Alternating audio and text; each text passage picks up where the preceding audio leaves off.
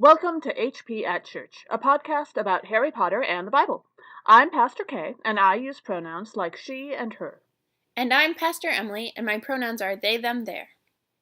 In this episode, we'll discuss Epiphany, Baptism of Jesus, and the third Sunday after Epiphany, essentially the first 3 Sundays in January. For content notifications during this episode, in our second reading for January 6th, we will have a conversation about Christians reading anti-Semitism into biblical texts. If you want to follow along on our blog, it's hpatchurch.wordpress.com, and you can find links to the Bible passages we're using and more information on other references we make in this episode.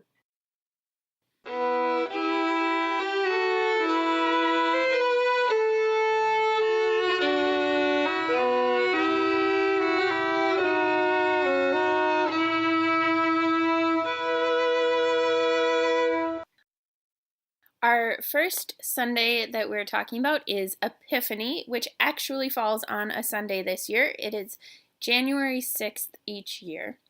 And Epiphany is the season of light, where we celebrate the appearance of the star and the arrival of the Magi to greet the baby Jesus with gifts of gold, frankincense, and myrrh. More on what the heck those are later. One of the themes that is common in the whole season after Epiphany is light. And that is kind of a recurring theme, and you'll hear it pop up throughout our readings for this episode and for future episodes. So there's no talking about light without thinking about lumos, which is the spell to create light. But also it seems like all of the spells in the Harry Potter books are associated with some sort of light. So there's red sparks in the maze in Harry Potter and the Goblet of Fire to guide Hagrid and those who are patrolling the maze to the ones who are shooting the stars if they're in trouble, or the red and green ones in the forest in Sorcerer's Stone if they find the unicorn or if they're in trouble. But like Avada Kedavra has green light associated with it. So it kind of seems like spells are good, except they immediately give away your position the second you use them. So if you're like hiding from somebody in the dark. There's probably a theological point you could make with that, like magic shows who you are in the dark, or... Which magic you use reveals what may not be visible otherwise. Sure. Well, and I guess even the dark mark has light associated with it, because there's that green sickly glow to it, right? So, yeah. Okay. Yeah. Green, like, I think of the light for the dark mark as, like, the green, kind of like what happens before tornadoes. The horizon turns that green color. I think of it as the color of magic from the Discworld series, the octarine that only wizards can see. Oh. They occasionally try to describe it as a sort of orangish green. Interesting. Another theme for the day of Epiphany specifically is the visit of wealthy foreigners. So the Magi who we'll talk about more in the gospel conversation, are really quite wealthy.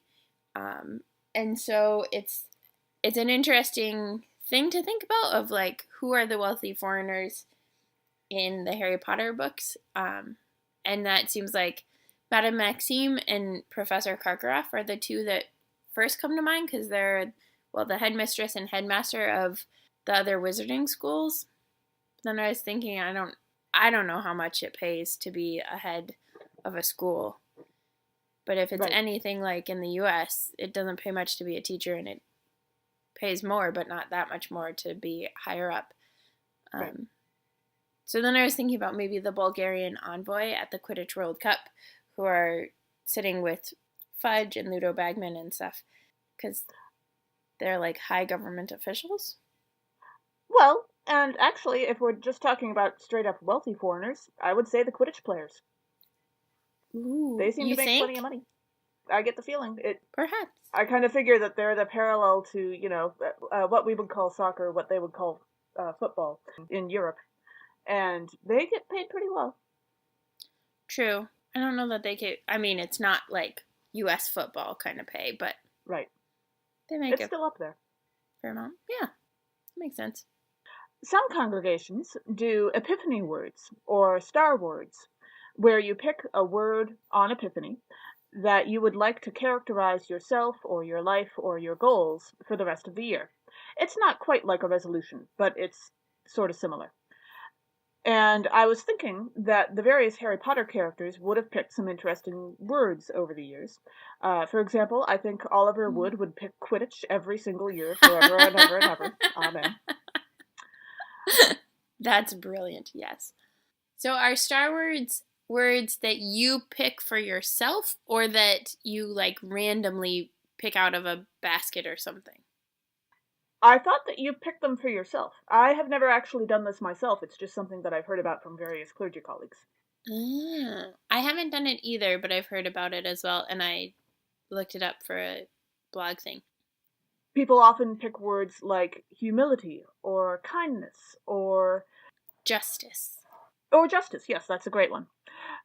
I think that probably after the Yule Ball, Victor Crumb might have picked Hermione's name. Mm-hmm. I think He Hermione... really did seem very taken with her. Yes. I think Hermione would pick study for the first 6 books. Yes, and then after that... Horcruxes. Death to Voldemort! No. Ooh! That's probably wrong. No, Hermione, we know better. I'm sure it would be something like justice or safety or saving or something. But yeah. I wonder if Harry in book 7 would pick. Did they go to the Lovegoods house before or after Epiphany? Oh, that's a good question. I don't know. It was right around the time. So if they went to the Lovegoods before Epiphany, I bet Harry would have picked the Hallows actually. Probably, but yeah. Otherwise, I think he would have picked Horcruxes or something. Yeah. Who else? Molly Weasley would have chosen children many, many times. Mm-hmm. Except for the year after the Battle of Hogwarts, when she might have picked Fred, particularly. Yeah. I think Sirius maybe would have picked in the 3rd Harry Potter, I think he would have picked Harry. Right? Because that was when he was trying to save Harry. To focus in on that. But really, you and I are getting into the habit of naming people as the Star Wars. That's not actually the normal thing. I would hope, but very much doubt, that Dumbledore ever picked the word humility. Oh, Dumbledore. So, yeah, they can be an interesting exercise to try. Traditionally speaking, Epiphany is also a time to do home blessings, and this tradition is much older than the Star Wars, as far as I know. The usual way that I know to mark the top of your main door is that you use the new year, say 20 on one side and 19 on the other, to surround the letters CMB. And then there are a couple of crosses in there too. You can Google Epiphany home blessings if you want to, and there's lots of instructions online for how to do this. The letters CMB both stand for the traditional names of the 3 wise men, Caspar, Melchior, and Balthazar, and also stands for the Latin words to an ancient home blessing that translates to Christ bless this home. So if you want to bless your home this Epiphany, that's how. Right. And we should note that when we say 3 wise men, we'll unpack that later, but it's not necessarily men and not necessarily 3. Yes, the Bible is not always very good with numbers. It's like the Bible is about as good with numbers and math as J.K. Rowling and most magical people. It's like the Bible is almost as good with numbers and math as it is with, say, science. Yeah. It's like it didn't care about those things. Yeah. It's like that's not the purpose at all. Huh. Shall we actually get started with the Bible readings, Emily? Probably. Okay. Our first reading for the Sunday of Epiphany is from Isaiah chapter 60, verses 1 through 6.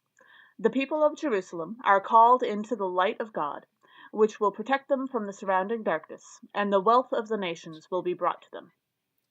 So one of the themes in this passage is the gathering of particularly wealth from faraway nations So I was thinking about the Quidditch World Cup again, that anyone who comes has to have a certain amount of money to get there, especially if they're from another country. But then I was also thinking about the International Confederation of Wizards, which is kind of like the magical version of the United Nations. And again, it has to, like, you have to have some amount of power, prestige, access, probably money, in order to be a part of it. And so that would also be potentially a gathering of the wealthy from the nations. I could see that, yeah. In verse 1, the first thought that comes to mind for me is Harry's in-death experience. We can't really call it a near-death experience. He does actually go, into death. Into death, yeah. Yeah. In death, I like it. In Deathly Hallows. He is called from one place to another, and the place he goes when he's dead is filled with this bright mist where light sort of behaves differently. And there's this great glittery dome. Arise, Harry, your light has come. Yeah, that is a beautiful imagery for that. I was thinking less of like a great glittery domey mist and more of a sunrise, and thinking about, particularly in the context of the first 3 verses, the sunrise during the Battle of Hogwarts. Towards the end of the battle, the sun is rising when they're coming for the final encounter, and everybody thinks that Harry's dead. The sun's getting ready to rise, and it's right as the sun peeks up over the mountains that Harry and Voldemort have the final clash, and Voldemort dies. But just she totally didn't steal that from Lord of the Rings. Of course not. No, not at all.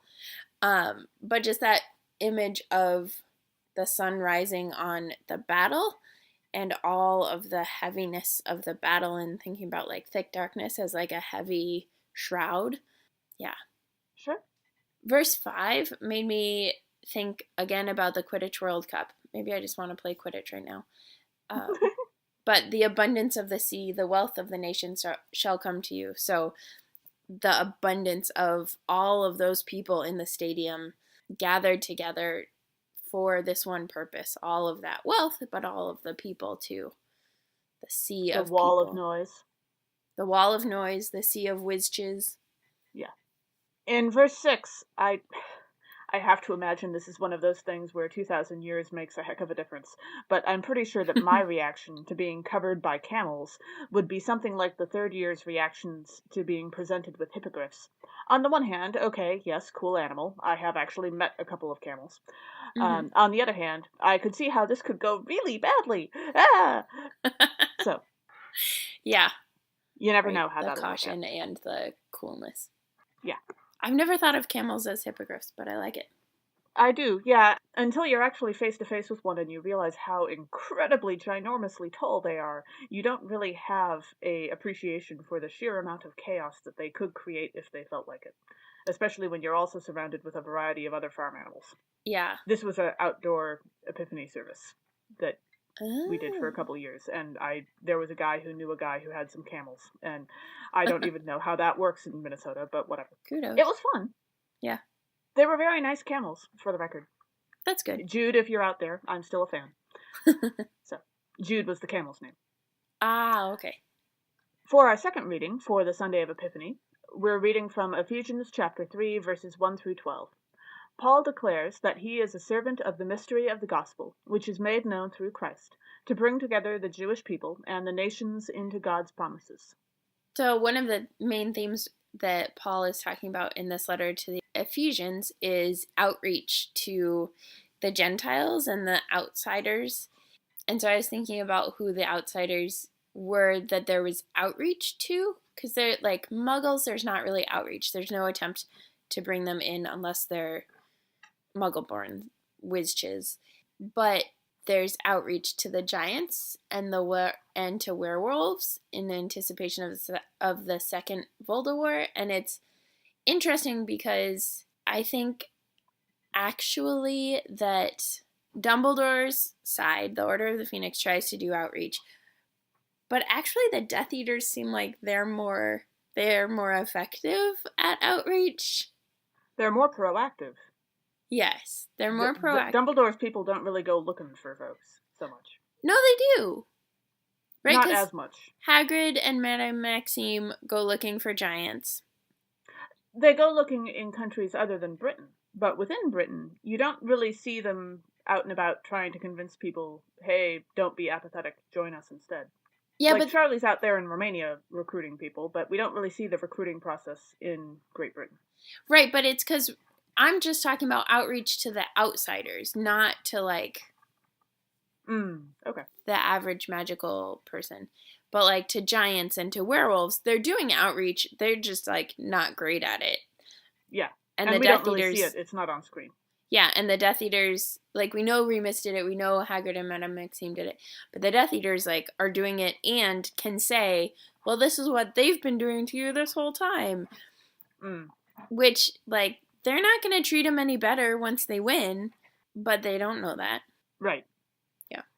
In verse 1, the way that Paul talks about being a prisoner for Christ Jesus for the sake of you Gentiles, for the sake of others, reminded me of Barty Crouch Jr.'s mom, who we find out in book 4, The Goblet of Fire, that Barty Crouch's Jr.'s mom, Barty Crouch Sr.'s wife, actually, after her son is imprisoned in Azkaban, they pull a switcheroo and she goes to Azkaban with a whole bunch of Polyjuice Potion and dies, taking his place, going to prison literally for his sake so that Barty Crouch Jr. can be free from prison, which has disastrous consequences. Paul's consequences not so disastrous. Well, right. Paul was doing this for an entirely different set of reasons. Yes. Yeah. And I can't help but hear that story and think of what a horrific person Barty Crouch Sr. must have been, but whatever. Right? Like, yeah. Yeah. In verse 4, Paul unravels God's mystery through reading. Like when Hermione unraveled so many mysteries, but to pick one in particular, let's say, the basilisk in the Chamber of Secrets, by doing research, while Harry was, wandering around following a strange voice that no one else could hear and not telling anyone about it, because that seemed like a good idea. Naturally. Right. Also in verse 8, Paul calls himself the very least of the saints, and that made me think of Dobby.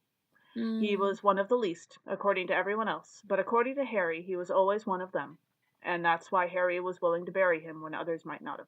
Interesting. I always wondered if Harry actually thought of Dobby as one of them, or if Harry, thought of him still lower. During the second book, when he's actually still figuring Dobby out, I think definitely not so much. But although definitely on the magical side of the world, which in Harry's book puts him a couple points ahead of, everybody else. Because at that point, he's still very much, the magical world is awesome, the muggle world sucks. But once he finds out what Dobby was doing and why he was doing it, and that Dobby's actually on his side, I think by that point, he might still see other house elves as lesser than. But Dobby in particular, I would say he definitely sees as one of them. Interesting. I always felt like I think he has genuine affection for Dobby, but I always felt like he still thought of Dobby in kind of an infantilized way, right? Where it's always like a little kid. Well, maybe not necessarily a little kid. I could say that he probably sees him in a similar way that he does Colin Creevey. Yeah. But that's not... That's still... Yeah. Yeah, I mean, Dobby is actually older than him as far as we know. Right. Which is disturbing, but... Why is that disturbing? It's like the Hobbits, right? Well, everybody thinks the Hobbits are kids, but they're not like that. Just I didn't mean it was disturbing that Dobby was older than Harry. It's disturbing that Harry would think of him like Colin Creevey, but when he's older than him. Oh, okay. So to be fair, you're kind of right. But I don't think that he sees him. I think he sees Dobby with rose-tinted glasses, definitely. And I think he sees Dobby primarily in Dobby's relationship with him rather than Dobby's own wants and needs. Yeah. Yeah. But I think that that's really true. I think the main time where I see him think of Dobby's own wants and needs is when he frees Dobby. Yeah. At the end of book 2. But yeah, I do think that it's interesting to think about Paul as kind of like Dobby in the terms of the very least of the saints, though. Yeah. I don't know, I have a little trouble with that because Paul also says, imitate me like other people imitate Christ. And that, let's Nope. not go there. Paul's not Jesus. Pastors aren't Yeah. Jesus. Nobody's Jesus except for Jesus. That's Yep. actually just pretty straightforward. Yeah, that's a pretty easy one. Yeah. Verses 8 to 10 also made me think, we're still talking about Paul, right? And as a Jewish person, Paul is reaching out to and welcoming in Gentiles. And so it's a widening of who is part of the community, who's part of the faithful ones. And I think a lot of times the way Christians can read texts like Ephesians and other writings, especially from Paul, but also in the Gospel of John and stuff, is to say, oh, they're rejecting Judaism in favor of Christianity. And that's actually not the case at the time that all of these were written. Yeah, that's not okay. This was all part of the same faith tradition, and it was just figuring out different ways of living into that faith. And so, to be clear, Paul is a Jewish person and considers himself Jewish the entirety of his life. He's a Jewish follower of the way who is opening the possibilities of participation in this life of faith to a larger circle so that it also includes Gentiles, not so that it includes Gentiles instead of Jewish people. Right. And so this particular aspect feels a lot like the welcome of Muggleborns into the magical community, because it is a widening of the circle. It's people who their families have not been considered part of the magical world, but now they are. And especially because it's not just that they're welcoming the Muggleborn Wizard, or like for Hermione, it's not just welcoming Hermione, but also her parents who come to Diagon Alley and go to Gringotts and buy the books and buy the stuff and communicate with her with owls and other things. And so it really is this widening of the circle, even among those who are not magical themselves. Our gospel reading for Epiphany is Matthew chapter 2, verses 1 through 12. King Herod, fearing a new king of the Jews, sends an uncertain number of magi to Bethlehem to investigate. Following a star, on arrival they worship Jesus, offering gifts of gold, frankincense, and myrrh. And thanks to a dream, they avoid Herod on their way home. Is this when we should discuss what those gifts are? Yes, we probably should. So, the Magi bring Jesus gold, frankincense, and myrrh.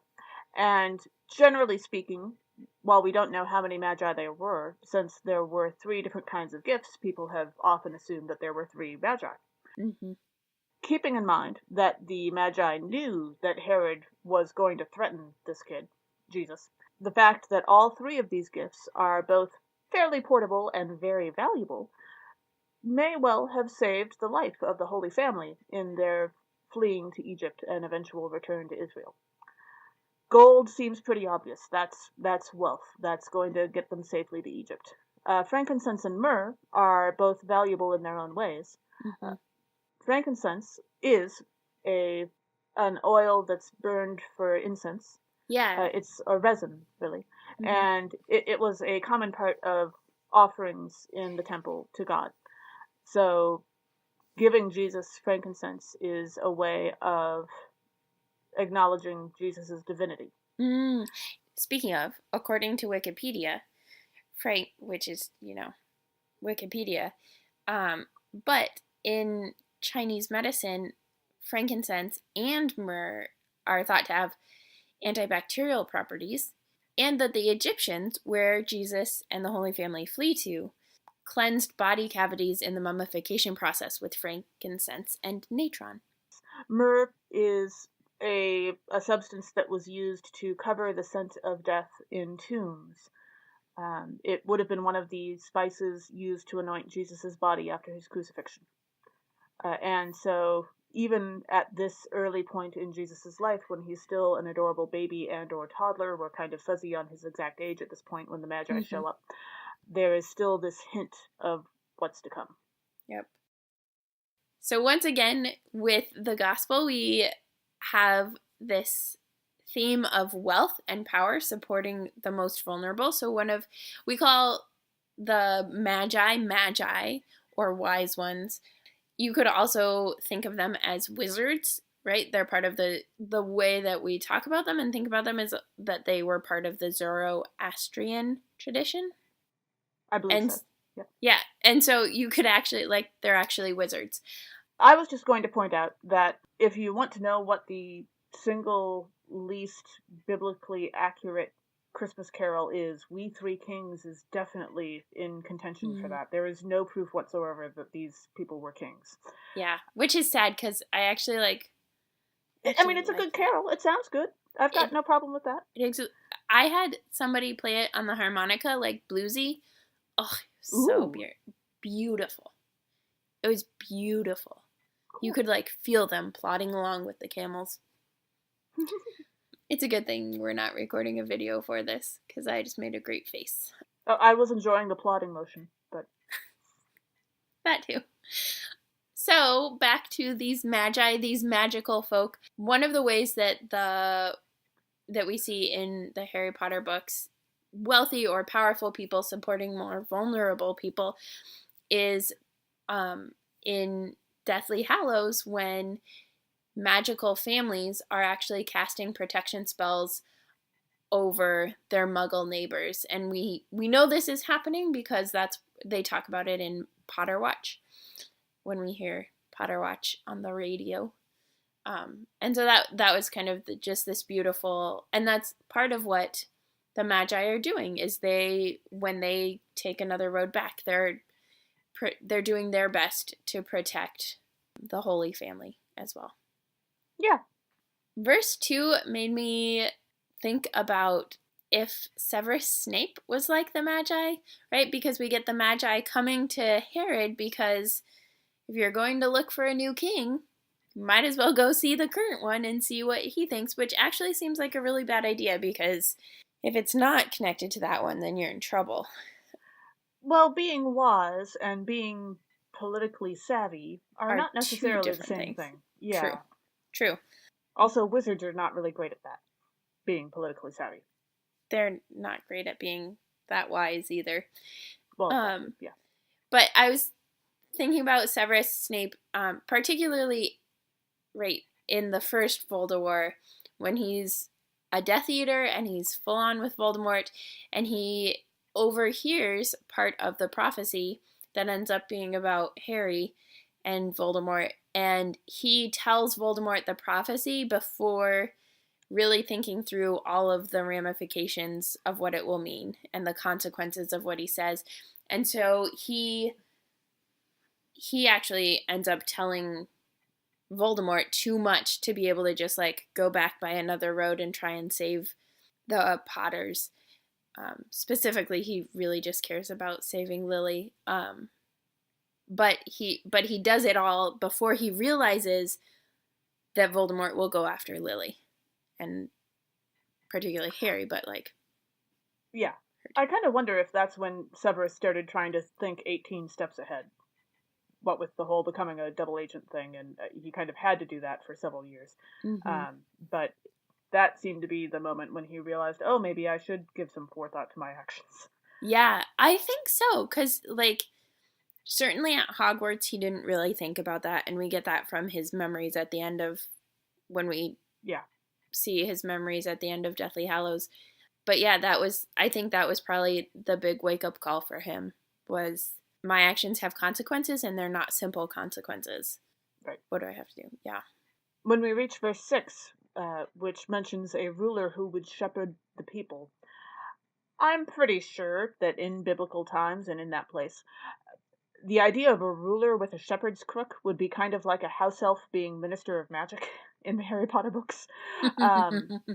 That's not really what rulers were understood to be about generally. It was much more about power and being able to make other people do what you wanted generally. And that's part of why God being described as ruler and king throughout the Bible is kind of extraordinary, because the type of ruler and king that God is described to be is not what the standard expectation was for human rulers, which was far more selfish.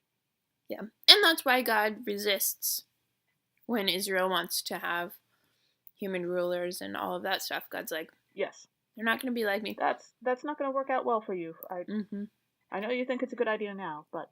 Well, and even in the creation accounts, when God says, let humankind have dominion, have reign over all of creation, God's talking about God's kind of reigning over creation, God's kind of dominion, which is very much right. caring for and supporting and nurturing.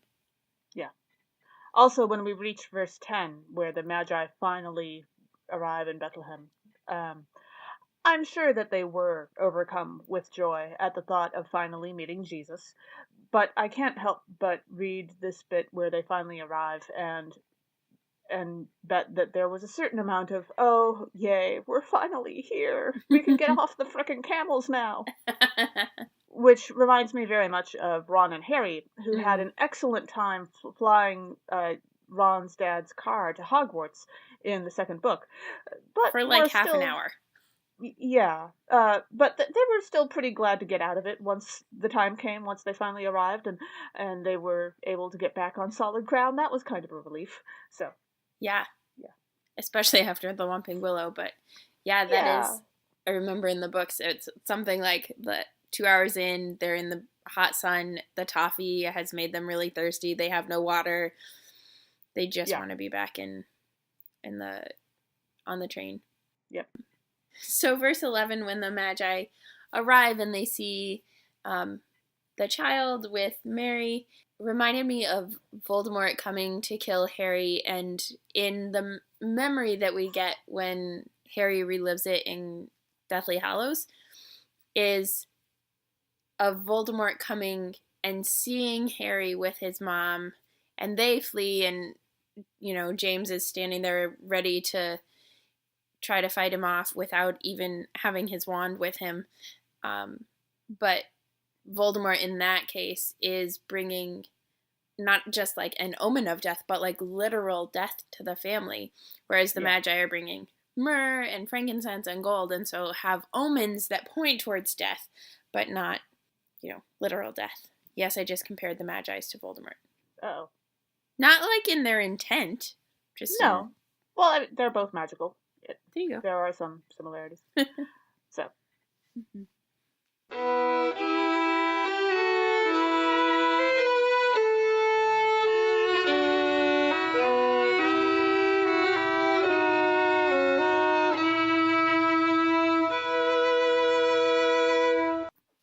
Our next Sunday is the baptism of Jesus, which falls on January 13th.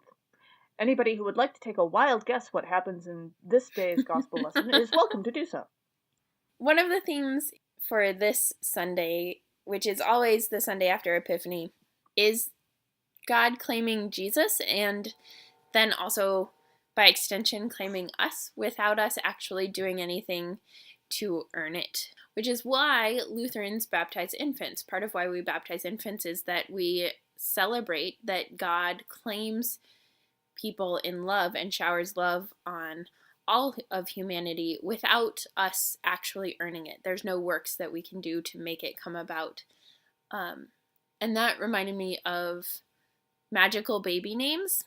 So when magical babies are born, their names are written on this like mysterious scroll somewhere in the Ministry of Magic at their birth, so that they'll be signed up where when they turn 11 they'll get a letter inviting them to come to Hogwarts. And that got me thinking about, I wonder what name is used for babies who are transgender, right? So on the scroll for Hogwarts, do they write the name that parents assign to the kid? Or is it prophetic in that it's the name that the child eventually chooses for themselves? Or if the child chooses a different name, does the quill go back and fix the error? I don't know. Or what if, say, a Gryffindor finds out that they're going to name themselves after Snape? Ah! But on a more serious note, I have to imagine that Well, okay, no, I don't have to imagine. I have to imagine that the ministry would not notice or care whether or not this scroll put children in danger because they weren't very good at caring for children. Truth. But if their envelope arrived addressed to a name other than what their parents were used to calling them, I could see that going very badly. Yeah. In some cases. Maybe the scroll has all the names and directs which one to use on the envelope based on whatever's best for the kids / whatever the ministry thought was a good idea at the time / whatever the spell is actually capable of doing. Or would it focus on the name that you were using at the time, much like the sorting hat is generally understood to look at which characteristic of yourself you value most at the age of 11 when you put on the sorting hat, which characteristic of yourself you value most the next year doesn't really matter. Nobody cares about when you're 12 because you're already in your house. You're stuck. It is interesting to me. I don't think that the Ministry of Magic would pay attention to... But I have to, like, I, as a, like, queer and non-binary person, like, in my own headcanon, I think I have, like, some queer wizj, maybe Tonks or somebody else that, like, has worked with the scroll in the past to, like, make sure that it does what is best for trans kids. Yeah. Or, like, goes... letter was addressed to Tonks, or was it addressed to Nymphadora? Ooh. Yeah. I kind of think it would... I mean, they use, like, the full names, but... Harry's is addressed to Harry. We never actually find out if he has a more formal name than that. Oh, I thought it was to Harry James Potter. Well, yes, but Harry is kind of an informal nickname kind of name, and a lot of people have theorized that maybe his full legal name is actually more... Harold. Something like... Or Henry, I think, was a common guess. Oh, huh. That would be interesting, especially for Tonks, to know if Tonks was Tonks or Nymphadora, or Dora, because that's what her mom called her. But I also think, like, maybe just like with Muggleborns, they send a person to tell you in person about Hogwarts. Maybe when it's a case where the kid is trans or, like, there's some sensitivity needed around, like, names, they might send somebody there. Somebody.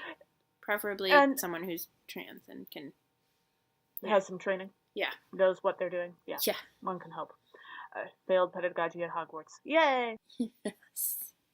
Although, I don't know. I also wonder about the spell says what name the child will choose. Like, if the child hasn't already chosen it, does that take away from their free will? Right, and that's where, like, it's the prophecy thing, right? Like, it's... I don't know. I kind of think it's more likely that it would, like, go back and fix it than that it would be able to, like, guess what the child was going to choose. I mean, we don't actually have any knowledge that once the child starts Hogwarts, their name is still on the scroll at all. True. I mean, how long would the scroll be if it had every name of every magical child that was ever invited to come to Hogwarts since the beginning of whenever the scroll started, right? Yeah. So, do people get erased off it once they start? Or is it, like, when they turn 17? Right? And, like, in that case, when did Hagrid's name disappear? Ooh. And my other question about the scroll, which is totally not on topic at all, but I'm going there anyway, is what about squibs? Like, if a squib is born into a magical family, is the family notified right away that their name isn't down for Hogwarts? Or do they get to wait 11 years and then break it to them? And then see what the family does. I think they have to wait 11 years because that was part of the...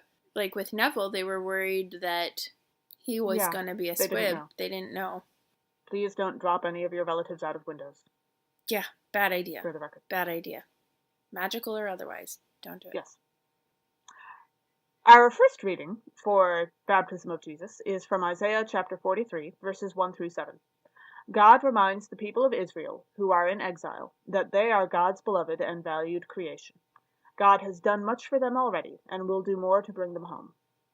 So this theme of gathering people from the diaspora, bringing people back, made me think of all of the people who were on the run or went into hiding during the Volda Wars, and what the process was like to find them when it was over, right? Like, how did they find out that it was done if they didn't know about Potter Watch, or they didn't, or like if they had cut themselves off completely to keep themselves safe? How do you find out that it's safe again? Or how do you call loved ones back? And what happened if the people who knew where they were going died? Mm-hmm. Yeah. Yeah. And that's, I mean, right, one of the examples is, of course, Hermione obliviates her parents and gets them to think that they want to move to Australia to keep them safe. What was it like for her to go back and find them? And did anything bad happen? Like, there's a great web series actually called Hermione Granger and the Quarter Life Crisis that you can find, and we'll include a link to it, that explores the fallout of her memory charms on her parents, because she didn't ever tell her parents. She didn't ask their permission. She didn't tell them she was going to do it. She just did it. And then there's complications when you do that. Even if it all were to work out perfectly, there would still be complications. So their it's a great, might not be thrilled. Yeah, it's a great fan series. I haven't finished it yet, but season 2, I think they're done with season 2. I just haven't finished watching the episodes. They're like 10-minute episodes. And I think she came of age in the Wizarding world at 17 at the beginning of her 6th year. So when she did this, she was of age. Yep. She could have just told them to go to Australia. Yeah. And she could have stayed on her own. Yep. Legally in the magical world. And yeah, so. Yeah. And like, even when our lives will be in danger, we deserve to have a choice about them. Yeah. We always deserve consent. Yeah. For verse 2, I was thinking about how it might be retold in the magical world, and thinking that you could read verse 2 as, "When you pass through the devil's snare, I will be with you, and through the flying keys they shall not overwhelm you. When you walk through fire and drink the appropriate potion, you shall not be burned, and the blue flame shall not consume you." And that was just like this lovely convergence. Yeah, I like that. In verse 3, I'm trying to imagine what choosing to exchange Israel for Egypt at that time would have been like in the Harry Potter world as a comparison. I think the closest I can come up with is like trying to exchange Gringotts, the powerful, rich British or British-esque wizarding bank, for the traveler's checks that Hermione's parents probably carried when they went to Australia, also known as a small exiled amount of foreign money. So I'm not... Gringotts would be Egypt? Gringotts would be Egypt. Egypt had all the money, all the power, all the history. Mm-hmm. And Israel was, tiny and kept getting stomped on and was not having the world's greatest run of luck at this point. And yet God chose Israel. I'm also not entirely sure about that simile, because I'm not entirely clear on whether or not the goblins consider themselves British. We don't really get any kind of definition about that. I kind of don't think they do. Like, mostly it seems like they reject the categorizations and labels that the magical humans try to place on them. Which might have something to do with the fact that they keep rebelling. Gee, I wonder. Maybe we shouldn't try and tell people what to do and think and say. Yeah. That verse and the verse after, verse 4, made me think about the greater good, right? And wondering what it is that God or we as humans are willing to trade for someone else's sake. Right? God's willing to trade Egypt and Israel. Mm-hmm. And Grindelwald is willing to trade a lot of muggles and wizards, witches, witches, a lot of people for a greater good. Albus is even willing to do it, is willing to trade Harry for the magical world. Yeah, which it's not a choice that I ever want to have to make. No one does. And I don't know if we ever really have to make it, or if there isn't always some other way that we could do things. I don't know. I mean, to be fair, that's really the same choice Pansy was making when she suggested that they hand over Harry to the Death Eaters in the Great Hall. Yeah. Her choice is not that different from Dumbledore's. They both would have ended up in the same place. Yeah. I mean, yeah, Because even neither of them have that much agency. Like, Harry doesn't have that much agency in either version. And Dumbledore didn't know Harry was going to come back. Yep. So Harry would have wound up dead in both cases. Yeah. Yeah. When we reach verse 7, this verse makes me think of Dumbledore's army. They called themselves by Dumbledore's name. He did help to form them, or at least form the system that formed them, even if he didn't take a very direct hand in all of their lives. Both good and bad forming of that system, of course. Mm-hmm. Hashtag failed pedagogy at Hogwarts. Again, that's number 2 this episode, right? Yes. I'm not entirely sure whether he created them for his glory or not. That's kind of up for debate. It certainly didn't hurt him as far as that goes, but yeah. Mm-hmm. Well, and they're called by Dumbledore's name, and also that's part of like how they don't get in as much trouble, right? Because Dumbledore takes the credit and the blame for them. True, yeah. And so then it does become for his, right? Like, in a way, it's sort for his glory. Like, yeah. His credit. Yeah. Even if it's not true, and even if it is just to protect them. Yeah. Our second reading for Baptism of Jesus is Acts chapter 8, verses 14 through 17. Jerusalem sends Peter and John to Samaria to lay hands on the new believers there so they can receive the Holy Spirit. This is, in many ways, this story is a coming together of groups with some mutual animosity that are brought together, but not by a common enemy, but a new commonality. So Samaritans and Judeans have not historically gotten along because of the ways that their histories kind of diverged. And so they're like cousins that really don't get along, or siblings that like really don't get along. And so the fact of Jerusalem sending Peter and John to Samaria is this big deal of like reconciliation and space to come together for a new purpose. And so I was thinking about in the books where there are groups with some sort of mutual animosity or like something that are brought together by a commonality. And I was thinking about the centaurs. I don't know if I would characterize the centaur relationship with humans, magical humans, as animosity. It's not quite animosity, though they do come There's a little bit of that in there. There's some for particular ones. So that's kind of why I was thinking of it, but then they do come together, but they come together for a common enemy, which is the Death Eaters. Right. And then I was thinking about the goblins, where there's definitely animosity there, but then there's not quite a coming together. Like, Griphook helps, but only until he can get the sword, and then he doesn't, and then he ends up dead at the hands of Voldemort anyway. Yeah.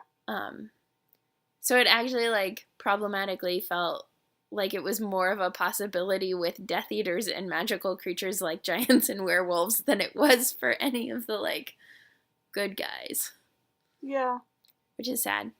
This is how messed up the magical world was, though. And still is to a certain extent. And isn't that different from how messed up we are? Also true. When we reach verse 14, the sending of Peter and John to Samaria from Jerusalem, I was trying to think of a Harry Potter equivalent for that. And I think it would be like sending a Muggle constable from, say, London or something, to investigate crimes at Hogwarts. Like, Hogwarts is totally on board with believing that they are part of the UK. But a Muggle who was completely unaware of the magical world, who was then sent there, might have some different ideas about that. Like, does Hogwarts pay taxes? Probably not. Right, No. It looks like a broken down castle. Yeah. Yeah, well, and... Yeah, so I'm not really sure how that would work. But yeah, and I think in a lot of ways, like, the magical world doesn't feel like it's part of Britain, in that it doesn't have to follow the rules necessarily that Muggles do. How would the magical world deal with Brexit? Yeah. With Brexit, or like, even like sending their kids to public schools. They don't have to send their kids to schools if they don't want to. Public school means something very different in Britain. Public schools are the really fancy, expensive ones. Oh. And yeah, they have a very different. Oh. So sending them to school, magical folks don't have to send their kids to school.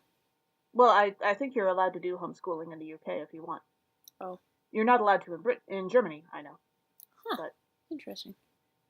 Well, that's because. Oh. Yeah. Yep. That's probably smart. But I was trying to do that comparison because I think the Sumerians, part of their frustration with the Judeans at this point was that the Sumerians believed that they were following the same religion as the Judeans. They just had a different temple. And the Judeans were saying, if you worship at a different temple, then you're not the same as us. Yeah. There are a few other modern parallels for that, but to stick with the Harry Potter version, I think the Wizarding World sort of saying that they're, I mean, they definitely, they don't think that they're, like those Beauxbatons or Durmstrang people. Goodness knows, those weird British Wizarding School, for sure. So they think of themselves as British, but the rest of Britain might have some issues with that. Yeah, that makes sense. I also thought about at the end of that verse and the beginning of verse 15 in Hogwarts. So Peter and John are sent out to help, and in Hogwarts in Deathly Hallows, when the students are in trouble, they find refuge at the Room of Requirement. But at a certain point, in order to keep like the security of the room and that sort of thing, they send people out. They send people out to cause trouble. But they also like send people out for food, or they send people out to make sure that folks know how to get there if they need help. If they need to escape the Carrows or any of those terrible, terrible people. Yeah. Also, side note, how do you know when you've received the Holy Spirit or not? If your great uncle tries to drop you out a window, you still won't bounce. So again, do not try that at home. Yeah, I have to say, verse 16 is really uncomfortable for Lutherans, because in our understanding, the Spirit is supposed to come upon you automatically at your baptism. It's part of what baptism is for us. It's the promise of God. Yeah, I don't know how you baptize without the laying on of hands. Like, even in an emergency baptism, if in an emergency, any Christian is allowed to baptize. And most of us are familiar enough with the general shape of that we could do the basics. And even in that case, when you're not doing like the full liturgical version that's in our book of worship, presumably God knows what God is doing and takes care of that kind of thing, right? So yep, that's what we trust. Yeah, that's kind of how this works. So the whole concept that there's the possibility of being baptized, but the Holy Spirit hasn't already come upon you, that gives us the screaming heebie-jeebies, to use a technical term. That it's sort of like saying that a person has their name down for Hogwarts, but never had any of those childhood magical experiences that prove that they have magical ability. Yeah. Huh. Yeah. Like, even Neville eventually had one, even though he was forced into it. But yeah. Yeah, it's a struggle thing, especially with paired with the gospel, which we'll get into. Yeah. There's a lot of nuance in baptism. Part of also what Lutherans believe, just from an official point, baptism is not fire insurance. God is more full of love than that. Yes, it's not about keeping people out of hell. Yeah. It's about your life. Also, when we think about like the laying on of hands and touch, I was thinking about what requires touch in the magical world, and the main thing that I thought of was the unbreakable vows, because you have to like hold hands, and then the third person does the wand thing that traces around your hands to trace that connection into your very being. Which sounds an awful lot like a hand fasting. Oh, it does. Yeah, that's part of like a marriage ceremony, right? Somewhere? It can be. It's a ancient Celtic and or pagan and or both tradition. Yeah. Interesting. Yep. Our gospel for the baptism of Jesus is from Luke chapter 3, verses 15 to 17 and verses 21 through 22. And When you go to the link in our blog to this passage, you will notice that the missing verses in the middle are included, but we're not discussing those because they aren't included in the official reading for the day. John the Baptist tells the people that he is not the Messiah who is to come, and after Herod imprisons him, Jesus is baptized and God descends from the heavens to declare approval. Also, just a note, we talk about the first half of this reading as part of our conversation on the Gospel for Advent 3 as well, so we'll include a link to that if you want to check that out, and let you know when that conversation begins in the Advent episode. Although the reading for each of those contexts is a pretty different reading, which is so it's fun to look at it in different ways. One of the things that comes up in this passage is the concept of power, of who has it and what does it look like, right? For John talks about the one who is coming having power, and John not even being worthy to untie the thong of his sandals. And for Jesus, power seems to look like prayer. That's when the Holy Spirit descends. And for Harry, it seems like power is love. For Hermione, I think it's books a lot of the time. Well, or not just knowledge. The books themselves, but yeah. Knowledge, maybe. Them. Yeah. Yeah. Do the research. Yeah. Molly Weasley could be food, but it's not, but like... It's not, it's hearth. Mm. It's the whole concept of home for Molly. Yes. That is power for her. That's a good one. Because she uses that power to strengthen others. Mm-hmm. Yeah. She is basically the Hestia of the Harry Potter world. The goddess of hearth. Hestia? Hestia, oh goodness, I always get confused about which one's Greek and which one's Roman. But how? The goddess. Okay, you're not talking about Harry Potter characters. There's a Hestia. No. Well, yes, there is a Hestia in Harry Potter because J.K. Rowling was a classics major and stole lots of names from ancient Greece and ancient Rome. But no, I'm talking about the goddess of hearth and home, Hestia. Gotcha. Who the character in Harry Potter would have been named after. Although I never really understood why, because there wasn't really a lot of... Her character was an Auror, right? Yeah, so I think Will was part of the Order of the Phoenix. Yeah. Yeah, I was like, okay. Hestia Jones? Hestia... That's what I thought. I was like, Hestia Jones, maybe? And then for a second I thought it was Helga Hufflepuff, and I was like, no, that's Helga. No. But Hestia Jones, I think. Yeah. Verse 15 in the Gospel really feels like an accurate description of literally like the entire wizarding or magical world with respect to Harry. So it's like, right, everybody is filled with expectation and questioning about like who Harry is and what power he has and what he's gonna do. And, yeah. But now Harry is supposed to be John? I thought he was Jesus. We keep trying to straighten this out and it keeps coming up with different answers. I object. Well, first off, nothing I do is ever straight. And secondly, it's like the Harry Potter books are in fact not actually biblical. That's fair. Scandalous. When we reach verse 17, we get to this wheat and chaff analogy, and there are times in my professional life when I think that I have spent at least like 10% of my life explaining this analogy to people. Mm-hmm. But it does come up a lot. When people read these verses, they seem to automatically assume that this means that God is going to be throwing people, like whole people, into a furnace.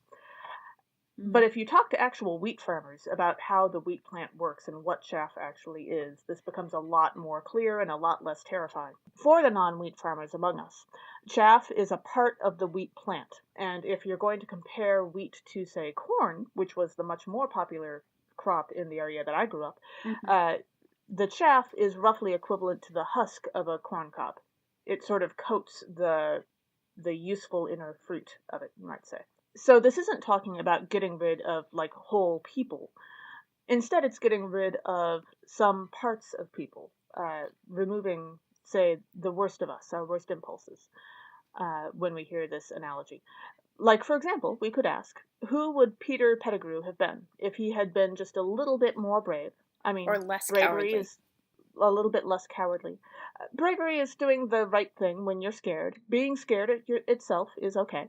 Lots of people are scared. Goodness knows Harry spends a lot of time being scared. But if he had been just a little bit different and had not broken the Potter's secret. Or said, I can't be trusted with the secret, to be the secret keeper, even. Either way, that would be separating his chaff from his wheat, right? Mm-hmm. Or taking serious. And, some of that recklessness was really not necessary. Yeah. And, every character, every person has worst impulses or bad habits or parts of ourselves we're not proud of. And when we're talking about the wheat and the chaff, we're talking about separating who we truly are, who God calls us to be, from those parts of ourselves that we're trying to overcome.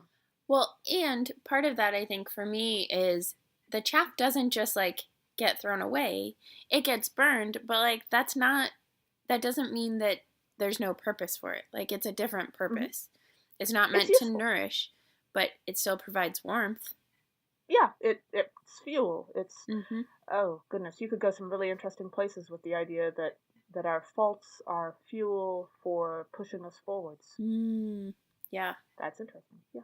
In the second half of this passage, verse 21, when the heavens are opened, when Jesus was praying, reminded me of in the sixth movie, The Half-Blood Prince, when after Dumbledore falls off the astronomy tower because he's dead and there's a dark mark in the sky, it reminded me of, specifically the praying part reminded me of everyone gathering around Dumbledore's body, and we see Harry there right next to Dumbledore, and Ginny joins him, but then slowly everyone raises their wands, and I think this is actually the closest thing we get to praying in the books, and it's its own kind of vigil of lighting their wand tips to remember Dumbledore, and then the power of all of those wands together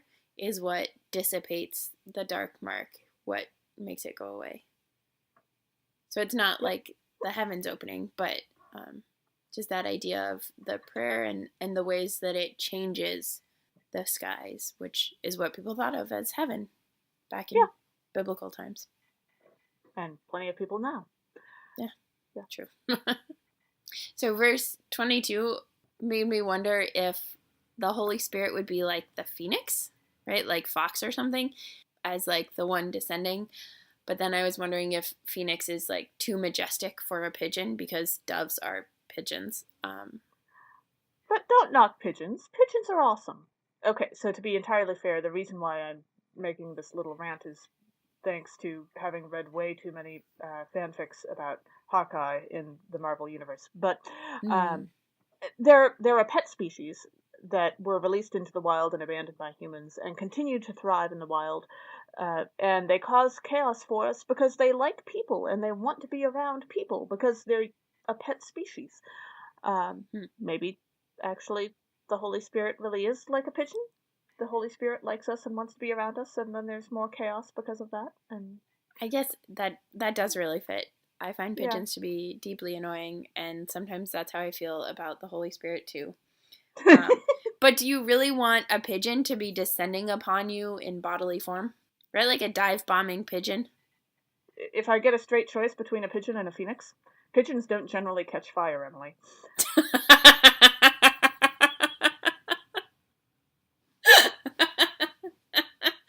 But I'm a pyro, so I'd still choose the phoenix. I suppose the pigeon catching fire is totally a possibility. But I object to a dive-bombing bird that is also catching fire. That's not something I want to have happen to me. So.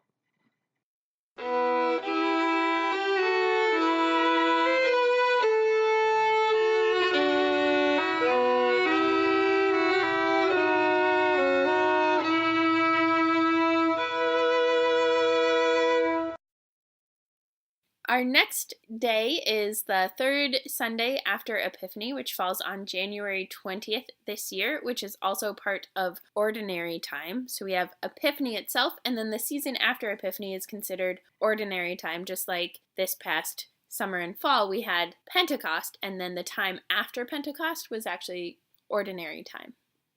Our first reading for the third Sunday after Epiphany is from Isaiah chapter 62, verses 1 through 5. Isaiah tells the people that God rejoices over them and delights in them. They will be vindicated in the sight of the nations, and they will rediscover joy. So I was thinking about vindication, and it's really sad because I think most of the vindication that happens in the Harry Potter books happens after people die. So like Sirius is vindicated at not being like people finally realize he's not guilty of the crime for which he was imprisoned, but it only happens after he dies and everybody acknowledges that Voldemort came back and all of that stuff.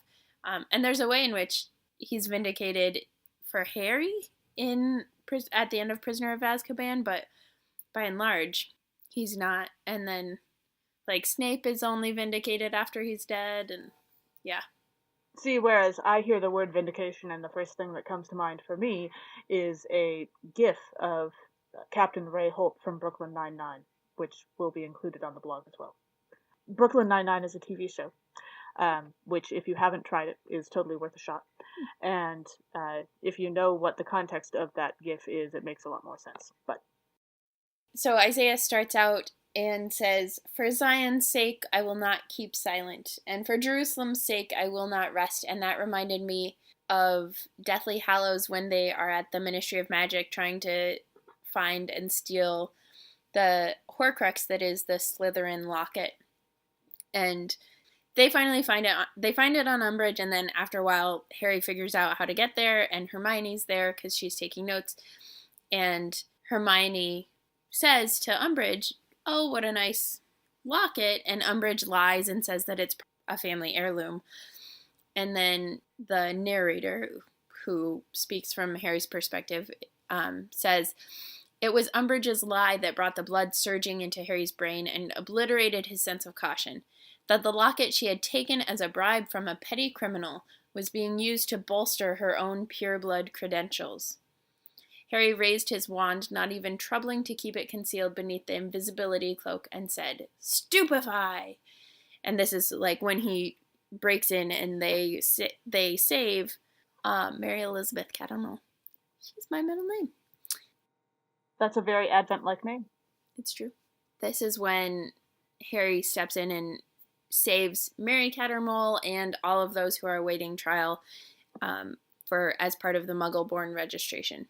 And so he speaks up because it's just finally so much that there's no keeping silent. There's no waiting any longer. Yeah. In verse 2, it says that the nations shall see your vindication, which made me think of Harry and Hagrid in the Chamber of Secrets when they were both finally proved to not be the heir of Slytherin after all. Oh, yeah. And Hagrid finally got to teach, and his joy shone like the sun. Yes. He was so joyful at that. Yeah. I mean, not always the best at it, but so joyful. He did love it, yeah. Mm-hmm. They don't really tell us if he continues to teach after the war. I bet he did. Well, I don't know. I bet he did. I kind of like to think that Charlie Weasley came home and did at least a chunk of it. Maybe they co-taught. They could co-teach. And I think that that he would have continued to teach. I think that McGonagall taking over for at least a while would have improved the pedagogy at Hogwarts, because I think she would have had standards, and I think she would have helped Hagrid because Hagrid's not actually a bad teacher. He just doesn't always have a great concept of what is age appropriate. Yeah. But I think that McGonagall would have not only raised the standards of lesson plans and stuff, but also would have helped the teachers get to the place where they could actually have good pedagogy. Professional development. Yeah, continuing education is important for everyone. Pastors, teachers, everyone. Yeah. Yes. Improving pedagogy at Hogwarts. We've gone from failed pedagogy at Hogwarts to improving pedagogy at Hogwarts. When you are so frustrated with the pedagogy at Hogwarts that you start making plans for how to improve it. #thanks McGonagall. In verse 3, Isaiah says, You shall be a royal diadem in the hand of your God. You shall no more be termed forsaken. And, of course, anytime a diadem is mentioned, I think of Ravenclaw, because the first place that I ever heard the word diadem, I'm pretty sure, is in the Harry Potter books. Because I don't think I read the Bible all the way through until after I'd read all the Harry Potter books. I guess I would have heard it in church, but not really registered it. Anyway, Right. so I thought of the diadem of Ravenclaw and the Grey Lady, or Helena, and the ways that she is serving penance as a ghost forever for having stolen the diadem from her mom. And when I guess I wondered if she feels like she is called forsaken in that sense, and that part of telling Harry about the diadem is to be redeemed, to be vindicated, to be brought back into good relationship. And Well, I know that you have the theory that ghosts in Harry Potter last forever, but does she actually say that her penance is going to be forever, or? Yeah, we don't actually know. Like, actually, she is probably the best. I think Helena is probably the best argument to me for why ghosts shouldn't be forever. But Yeah. thus far, We don't have any that really disappeared. right? Because your mental and emotional place is you're not gonna mature. So, like, can you ever really? Well, we don't know that they don't learn things. No, but we do know that, like, they're whatever age they are when they die, that's like where they stay mentally and emotionally. Right. So they can learn things, but, like, I don't know if they like their emotional state. But maybe if they do mature, that's when they disappear. Maybe that's it. Who knows? It just takes some people longer than others. Yeah. What are your thoughts, lovely listeners, on ghosts at Hogwarts and in the magical world? Do you think they last forever? We would love to hear from you. Yeah, let us know. In verse 4, the other names in this verse aren't really related to Harry Potter in any way, but one of them is. The name, My Delight is in Her, is translated from the Hebrew Hephzibah, which sounds a lot like Hepzibah Smith, who has the Hufflepuff Horcrux, before, of course, it's taken away from her. And the Slytherin locket. But yeah, she inherited the Hufflepuff Horcrux because she's a descendant of Hufflepuff. Which makes you wonder if Zechariah Smith is also a descendant of Hufflepuff, or if there are just, an awful lot of Smiths. I mean, Smith and Jones, right? Yeah. The two most common white people names. Yeah. Well, and, like, if you think about Hepzibah herself, like... If your last name is going to be Smith, having a first name like Hepzibah probably helps, right? You'd think. Right, but also, like, thinking about Hephzibah, meaning my delight is in her, and Hepzibah. And she just seemed pretty delighted most of the time. Like, she was really nice. She had plenty of money. She had what she needed. She had a house elf. So she was kind of delighted in herself the whole time. Yeah. Our second reading is from 1 Corinthians chapter 12, verses 1 through 11. The Church of Corinth, experiencing many varied spiritual gifts from various members, has started arguing that some gifts are more valuable than others. Paul sets them right. So this passage really dives into diversity in vocation. And I was thinking about, right, that people have different gifts, and those have different purposes, and those are all gifts of the Spirit. And I was thinking about in Order of the Phoenix when they're looking at career options ahead of their owls to know what they have to get on different owls in order to keep going to newt levels and the requirements for them and that sort of thing. And there are all sorts of different pamphlets that they were looking at, but even so, not every gift actually fit, right? Like, the Weasley twins probably didn't have a pamphlet on running a joke shop to look at to know what they wanted to do. They might have had a pamphlet on going into business in general. I guess, but, like, that doesn't require any, like, that's not a newt thing, right? But, like, to run a joke shop, they had to actually, like, be pretty good at charms and potions and sure, a lot of stuff, actually. And aside from divination being made ridiculous in the books continually, there doesn't really seem to be any real difference in terms of the class subjects, in terms of their respectability or their, value as gifts. I mean, Snape is a difficult teacher, but potions isn't any more distinguished or valuable than charms. It's different. Just don't ask Neville's grandma about if charms or transfiguration is more prestigious. Because she would have a different... Well, there are lots of questions you don't want to ask Neville's grandma. She's a little terrified. That's true. Unless, in fact, you are McGonagall, who can then say, oh, you're just upset because you failed your owls. You didn't get an owl in charms. Then specifically in verse 3, Paul is talking about no one can say Jesus is Lord except by the Holy Spirit. That I was wondering if you think that's like when no one can cast a Patronus unless they have a deep well of joy somewhere or hope or that sort of thing, right? Like the Death Eaters don't use Patronuses to communicate because that's not, like, that's the wrong emotions to be drawing on. And so that's part of why Snape's obsession with, or to some people love for, Lily is never actually discovered. I wonder about how, like, if you have depression, how does that affect your ability to cast a Patronus? Like, is it just knowing that the joy is there? Is that enough? Or do you actually have to be able to dig into it at a particular moment? Well, and that's part of what J.K. Rowling has said, is that the Dementors themselves are from her experiences with depression. Right. So I wonder, I don't know, like, I think maybe it's that at those points you have to rely on other people to cast the Patronus for you, or, you know, doctors to prescribe the drugs that become the Patronuses. When we reach verse 5, this reminds me a bit of Snape and Dumbledore, the validity of various servants and various gifts.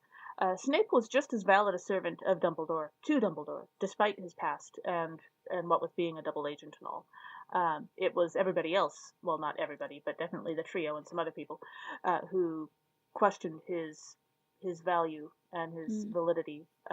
But Dumbledore didn't, after a certain point. Yeah. I mean, I also think, like, Snape was also, like, a jerk. And, yes, like, absolutely. a terrible teacher and a bully and all of those things. So it's not like...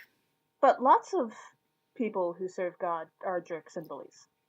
This is true, but that's not the part that serves God. Correct. Yeah. There is a line that one of my former professors once said at a Synod Assembly, which I am not allowed to say on this podcast if we're going to keep our clean rating. But just because you're not nice doesn't mean you're not good. Mm-hmm. I guess is what I was trying to go for. When we reach verse 7, this also makes me think how each of the trio, and I think also each member of Dumbledore's army, had strengths that were different and supported each other. We've talked before about how Harry is the one with the gallows humor that kind of lifts them up when everything looks terrible. And Hermione is the one with the research in the background. And I also think she's definitely the one with a certain amount of perspective in terms of, like, okay, yes, this sucks, but maybe it's not as terrible as you guys seem to think it is. Like, for example, with the firebolt. She is willing to accept that Harry dying would be worse than Harry not getting to use the firebolt. You know? Harry's not quite there. Yeah. And Ron is the one who brings the emotions and the deep well of conviction and the jealousy, the welcome. I mean, he's the welcome of the trio. He's the one who welcomes them both into the magical world, and the fact that he also happens to have a very large magical family that is welcoming as well. He's been taught how to do that, and really the other two. Like, if it was Ron coming into the Muggle world and it was Harry and Hermione trying to introduce him, I don't think they would have done as well. Hermione and Harry really don't seem to have any prior experience of having friends. And Ron is I mean, you know, to be honest, well, it's not Harry's fault. Harry was, like, consistently sabotaged by Dudley. And Hermione is not really all that great with people when she first shows up. But Ron is the one who knows how to friend. Yeah. And he does a certain amount of teaching to them both, and they all teach each other, but Ron is the most comfortable with it, especially at the start. Well, and I think, so I just finished playing through the Hogwarts battle game, twice actually, once with a group of 4 and once with just 2 of us, and it's interesting to see how the different the 4 characters come out. So it's the trio and Neville. And so it's interesting to see, like, how they are characterized in the game, because the game's based on the books and movies. And so Neville is the one that brings, like, love and healing, right? He's, like, in the game, he's the healer character. And thinking about... Because that's what you have to do with a herbology prodigy. Sure. Yeah. I mean, yeah. So he provides healing for the group. And then Hermione is, like, the one with all of the spells. And, like, so the more she gets, the more she gathers, the more she learns, the more spells. And the knowledge that she brings to it. Ron is the consistent, like, will just be a consistent attacker. Always 3 lightning bolts. Like, always trying to get 3 lightning bolts or whatever. Which is how you defeat the villains. And then Harry is, like, totally useless and like can't do anything, and then at the end comes in and, like, blows it all away. Like, totally pointless until the very end, and then it's like, boom, all the lightning bolts, all the, like, villains destroyed. It was like... So the parallel between that and the wandering the halls, listening to a voice no one else can hear. Yeah, okay, kind of. Yeah. Makes sense. Yep. Verses 8 through 10, I was thinking about the different gifts of the Spirit as are enumerated in 1 Corinthians. And I was thinking of who in the Harry Potter books has which gifts. And so, like, the gift of wisdom, I think, is Minerva McGonagall. Absolutely. Very much the wise one. The gift of knowledge, I think, is Dumbledore. Yeah. He's not always very good about using it. Yeah, he's not always wise, but he is very knowledgeable. The gift of faith, I thought about Luna for that. I like that. And the gift of healing is obviously Madame Pomfrey. Definitely not Lockhart. You. The gift of miracles is... I was thinking about Harry partly from the Hogwarts battle game, right, where he, like, all of a sudden at the end it's just like a miracle and everything, and he wins everything. I mean, in the books he also comes back from the dead. That's pretty classic. True. Yeah, that's a pretty good miracle. The gift of prophecy would be like Trelawney or the Centaurs. The discernment of spirits. I wasn't really sure who. I kind of think it could be the Legilimens.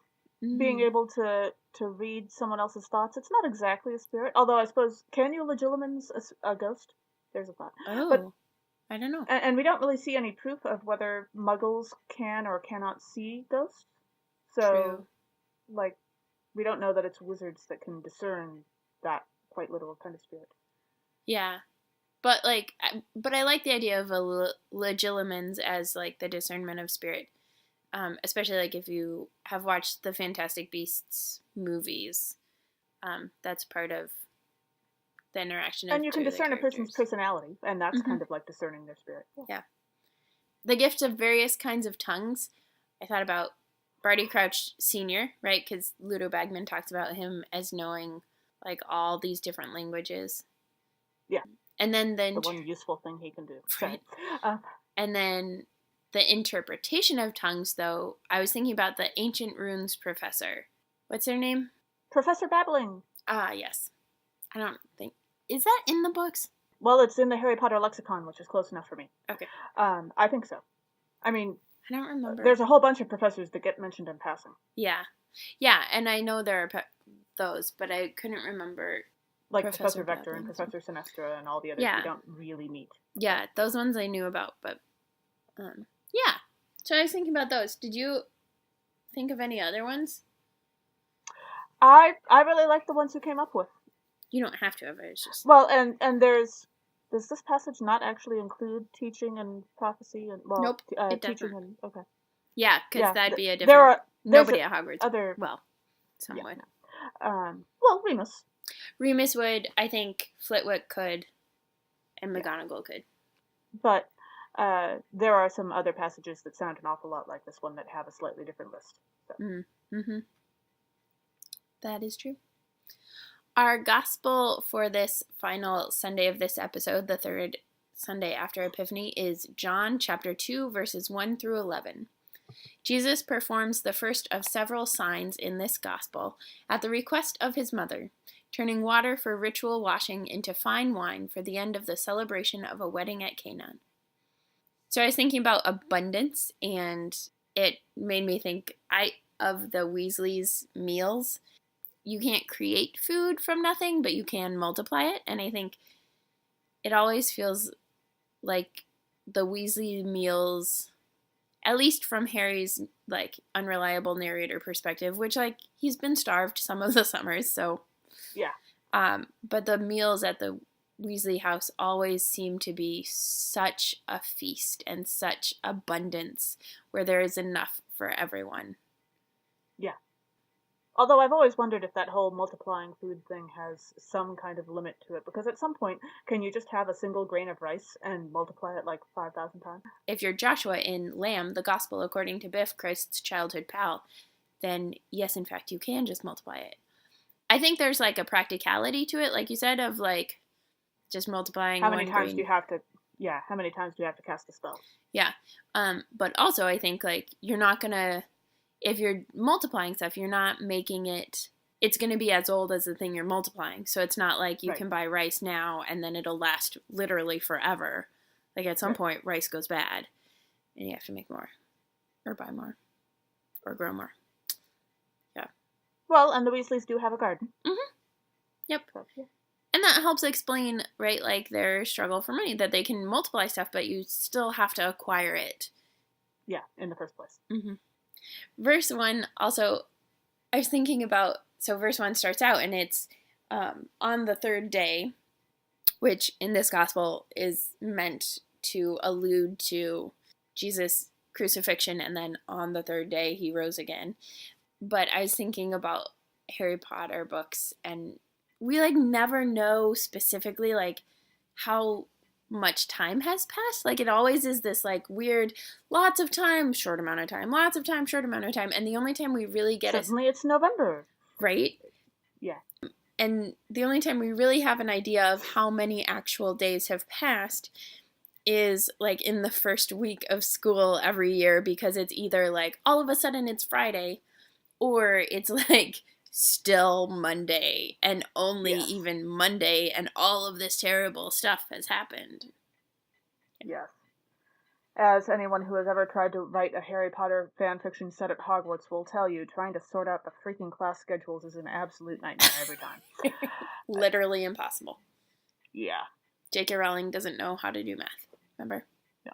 Average British witch. Yeah. Which is why I like to imagine that it's Professor Vector's job to figure out the class schedule every year. Because nobody else could do it. Right, because you have to be proficient at arithmancy to know. Yeah. I like it. When we reach verse 4, we get to Jesus saying, "Woman, why should I care?" How drunk is Jesus at this point? He kind of sounds like Lockhart refusing to listen to anyone, drunk on his own power. I have totally had this reaction to my mother, but I think I stopped having this reaction when I hit, 25, or at least I would certainly hope so, when you grow up a little bit. And at this point, Jesus is 30. So, how drunk is he? It must have been a really excellent wedding. I mean, they drank all the wine, so... Yeah. Also, Mom, I love you. But, yeah. So I was thinking about when they're actually changing the water into wine. I was thinking about Seamus in the Sorcerer's Stone in the movie. His spell is, "Eye of rabbit, harpstring hum, turn this water into rum," which of course ends up like exploding in his face and stuff. But yes, but that idea of changing water into something, and Ron managed to make a weak tea before it exploded. Yeah, I wonder what it says about the life of an 11-year-old that his first instinct is to try to turn water into rum instead of, say, pumpkin juice or lemonade or something. But, right. Yeah, poor Seamus. Yeah. Well, and it's always the, spells that don't seem to really work that are, the ones that are rhymes and ones. stuff. Yeah. Yeah, instead of being Latin or Greek or something. Yeah. And when we reach verse 10, let's be honest, the steward is not complimenting the bridegroom when he says, "So you left the best stuff for last, huh?"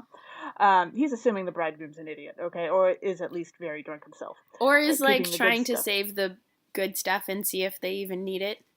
Maybe. Yeah, that too. Keeping the good stuff back until everyone's too drunk to enjoy it. That's not really the gift of a good party organizer. Yeah, host. And it kind of reminds me of how Snape is so good at turning a compliment into an insult.